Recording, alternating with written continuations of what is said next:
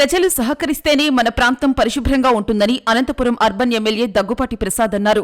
స్వర్ణాంధ్ర స్వచ్ఛాంధ్ర కార్యక్రమంలో భాగంగా నగరంలోని ఓల్డ్ టౌన్ లో ఈ వేస్ట్ సేకరణపై అవగాహన కల్పిస్తూ ర్యాలీ నిర్వహించారు. పరిసరాలను పరిశుభ్రంగా ఉంచుకునేందుకు ప్రతి ఒక్కరూ కృషి చేస్తామని గాంధీజీ విగ్రహం వద్ద ప్రతిజ్ఞ చేశారు. ఈ సందర్భంగా ఎమ్మెల్యే మాట్లాడుతూ ఇటీవల కాలంలో ఎలక్ట్రానిక్ వస్తువుల వాడకం బాగా పెరిగిందన్నారు.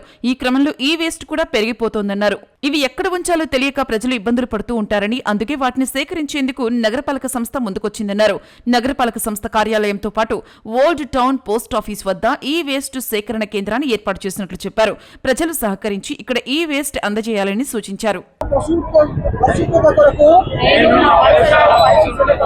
ప్రతిరోజు కొంత సమయం కేటాయిస్తానని ఆ వంతు కృషిగా ఆంధ్రప్రదేశ్ సాధించే సంకల్పానికి కట్టుబడి ఆంధ్ర రాష్ట్రాన్ని పరిశుభ్రంగా స్వచ్ఛాంధ్ర స్వర్ణాంధ్ర కార్యక్రమం చేపట్టడం జరిగింది. మా ముఖ్యమంత్రి నారా చంద్రబాబు నాయుడు గారి ఆలోచనల మేరకు ప్రతి 3వ శనివారం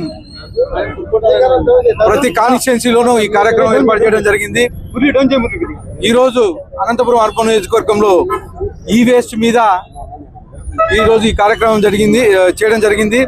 ముఖ్యంగా అంటే ఈ ఎలక్ట్రానిక్ సంబంధించిన వేస్ట్ ఎవరి ఇళ్లలో ఉన్నా కానీ మా మున్సిపల్ సిబ్బంది కాల్ చేసినా కానీ, లేకపోతే మున్సిపల్ ఆఫీస్కి మున్సిపల్ ఆఫీస్లో కౌంటర్ పెట్టాము, ఆ కౌంటర్ తీసుకొచ్చి ఇచ్చినా కానీ కలెక్ట్ చేసుకొని ఈ వేస్ట్ ఏదైతే ఉందో దాన్ని ఒక చోటు చేర్చి మొత్తం అంతా మా స్వచ్ఛాంధ్ర కార్పొరేషన్ పంపించడం జరుగుతుంది.